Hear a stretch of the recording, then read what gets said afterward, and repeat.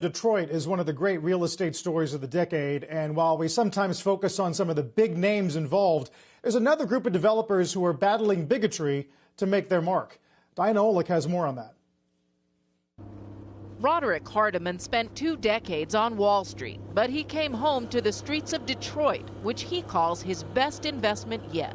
Making sure that the activity and economic growth that happens here is inclusive and impactful for all Detroit residents. He is one of several small black developers going neighborhood to neighborhood, property to property, building back the beleaguered city and raising up its residents. So it's 100 feet deep. This will be a mixed-use development with retail space and affordable housing.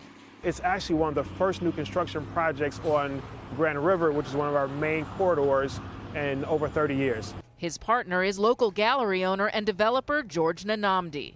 It's important to have the small developers doing things in the community, because most of the time the community, they have lived in these communities. They know these communities. Architectural design. But for these partners and others like them, finding the capital is not easy.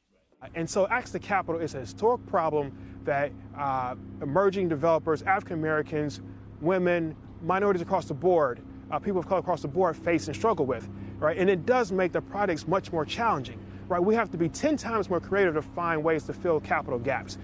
That means leaning on partners in the philanthropic and social space like Capital Impact, Invest Detroit, the City of Detroit, and Local Initiative Support Corp, not the big banks.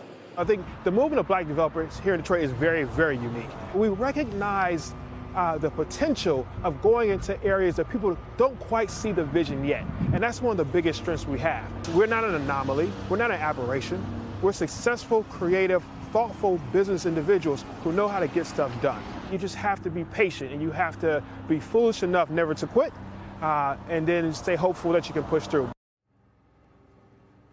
HARDAMON says he hopes that by showing both creativity and that the projects make economic sense, he'll attract more investors and more capital to minority developers, not just in Detroit, but all over the country. Back to you guys.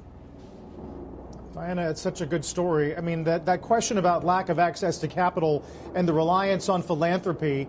I mean, J.P. Morgan, for example, has made a big public commitment. How much of that kind of commitment is a factor in getting that capital? You know, it's so interesting because we've seen the big banks really focus on minority homeowners. They're helping them get access to mortgages, helping them with down payments for those individual homeowners. But we really haven't seen it in that commercial development space as much. And that's where, you know, Roderick HARDAMON and his colleagues are working. They say they need to get more affordable housing. That's often rental housing. So while the banks are focused on home ownership, they're not quite there yet on these developers.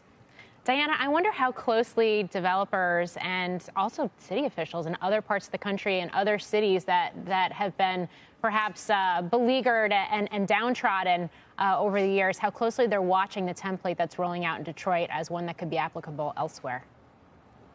Very closely, I imagine. And that's one thing that Roderick really pointed out, is he said that you have to be very close with the local officials, the city, the state, because they're the ones who do have access to all kinds of funds. And as long as they see the progress that's happening in their own city from people who live in their own city, that's going to make the project a lot easier than going to the big banks. Shepard Smith here. Thanks for watching CNBC on YouTube.